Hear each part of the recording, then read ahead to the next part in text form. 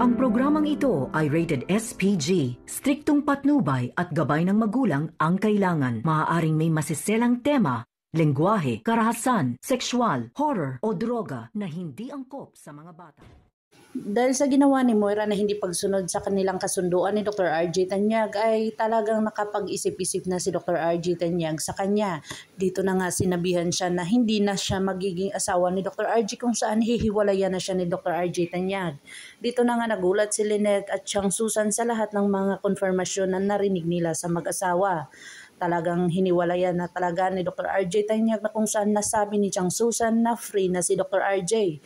Dito na nga ay nag-comment itong si Dr. Carlos Benitez na kasal pa rin sila ni Moira.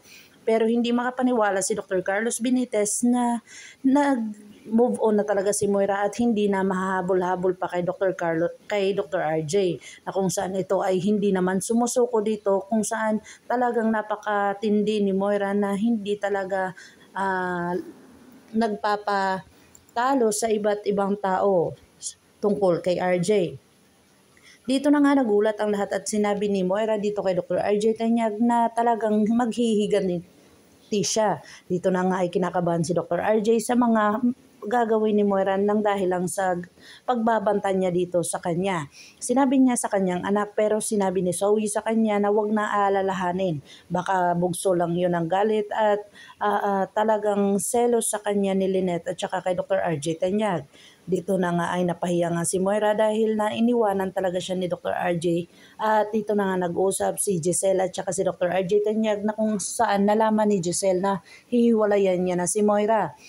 Dito na tinanong ni Giselle kung ano ang balak niya kay Lynette at kung saan butong-buto si Giselle dito kay Lynette para sa kanya.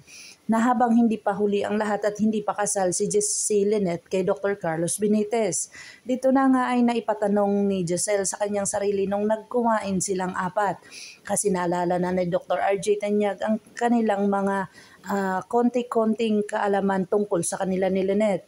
Dito na nga naalala ni Dr. RJ na tag 40 pesos lang daw ang bulaklak dati. Ngayon ay 100 na kwento ito ni Lynette. Itanong ni Giselle dito kay Lynette kung paano na lang kung malalaman na ni Dr. RJ Tanyag ang lahat ng katotohanan or maalala niya na ang lahat. Pwede pa ba silang magkabalikan? At hindi nakasagot si Lynette ng agad-agad kung saan pinag-iisipan niya muna ito dahil medyo naawa siya kay Dr. Carlos Benitez na talagang mabait naman sa kanya at wala namang ginagawa. Ginid sa kalaman na may sikreto pala itong tinatago.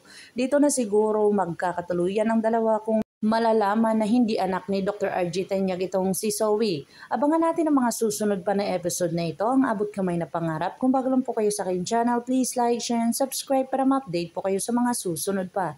Yun lamang po at maraming salamat.